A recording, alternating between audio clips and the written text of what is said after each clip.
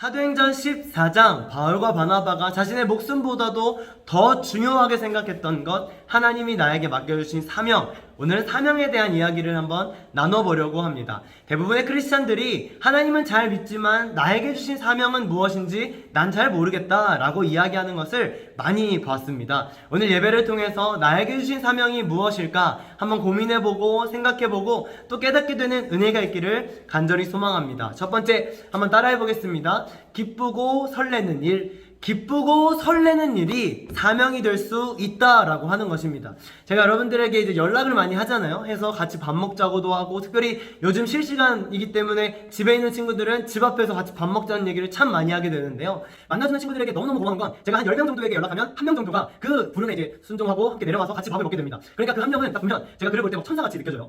카톡도 제가 막 120명 정도에게 보냅니다. 근데 답장은 한 10명 정도에게 오는 것 같아요. 어젯밤에 제가 42명에게 전화를 걸었습니다. 물론 교회 잘 안 나오는 친구들이긴 했지만 42명에게 전화했는데 그 중에 5명이 전화를 받고 나중에 2명이 죄송하다고 문자가 왔습니다.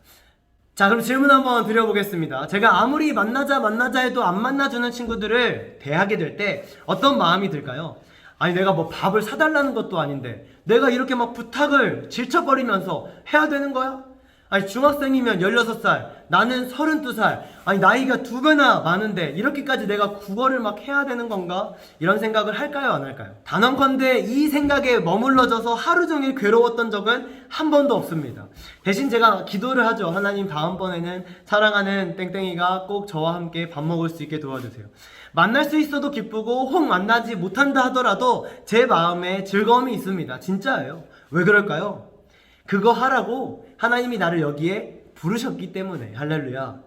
하나님께서 저를 여기에 부르셨을 때에는 전화하면 바로바로 받아주고 밥 사준다고 하면 바로바로 뛰쳐나오는 그런 중학생을 약속하시고 부르신 게 아니라 수도 없이 거절당하고 약속 시간 10분 전에 취소되고 피자 한 판을 시켜놓고 1시간 동안 피자를 바라보며 기다리는 한이 있어도, 그런 경우가 있어도 내가 사랑하고 내가 창조한 사랑하는 믿음의 다음 세대들, 그들을 끝까지 사랑하라고 저를 여기에 부르셨기 때문에 제 인간적인 마음에는 좌절했다가도 다시 기쁠 수 있는 겁니다. 하나님이 주시는 사명, 하나님이 나를 그것 때문에 부르셨다고 제가 믿기 때문이죠. 그래서 저는 길 가다가 중학생들 만나면 막 너무너무 사랑스럽고 정말 빨리 가서 복음 전하고 싶고 그런 마음이 정말 크다는 것을 제 스스로가 살면서 느낍니다. 여러분에게는 생각만 해도 기쁘고 설레는 일이 있으세요? 제가 지금 3초 정도 시간을 드릴 테니까 여러분 삶에서 기쁘고 설레는 일, 생각만 해도 행복한 일, 그것이 무엇이 있을지 한번 생각해 보면 좋겠습니다. 두 번째 한번 따라해 보겠습니다. 부담감과 책임감이 드는 일. 학교나 교회나 인터넷 매체나 부모님으로부터 우리의 도움이 필요한 사람들의 이야기를 들어본 적이 있을 겁니다. 월드비전, 기아대책, 초록우산 등등이 있겠죠.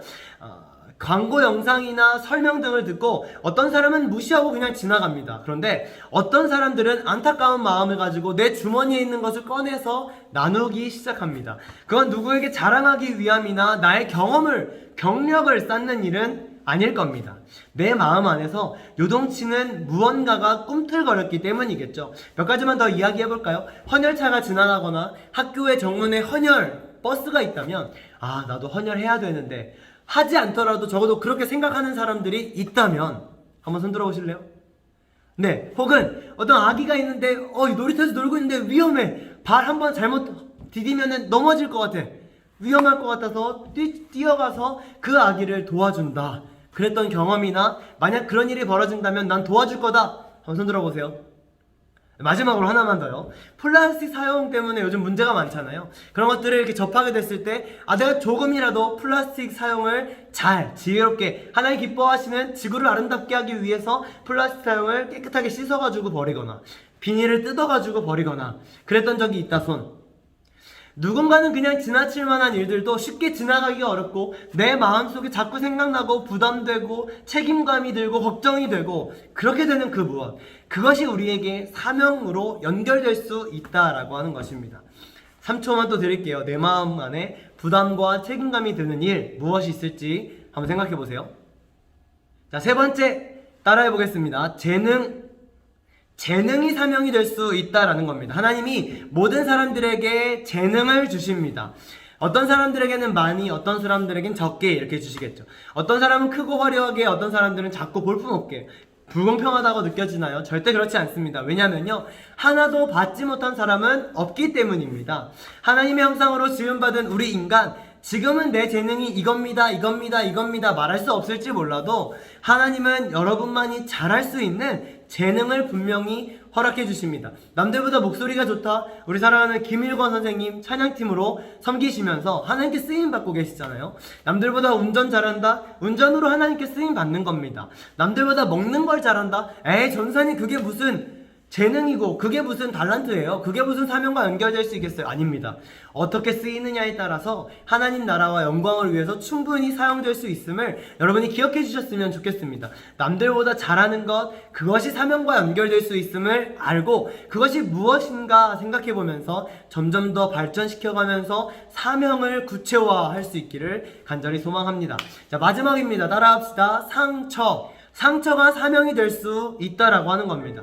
우리 인생에 상처가 사실 굉장히 많죠. 어제도 오늘도 내일도 상처받으면서 살아가는 게 우리 인간들의 삶 아닙니까? 상처를 주는 사람만 가득한 이 세상, 상처를 치유해줄 사람이 없어서 슬픔이 가득한 이 세상, 죄가 가득한 이 세상에서는요, 더 이상의 소망도 더 이상의 기쁨도 영원한 행복도 찾기가 힘듭니다. 어떻게 치료해야 할까요? 예수님께로 돌아갈 때 상처가 치유되겠죠. 할렐루야.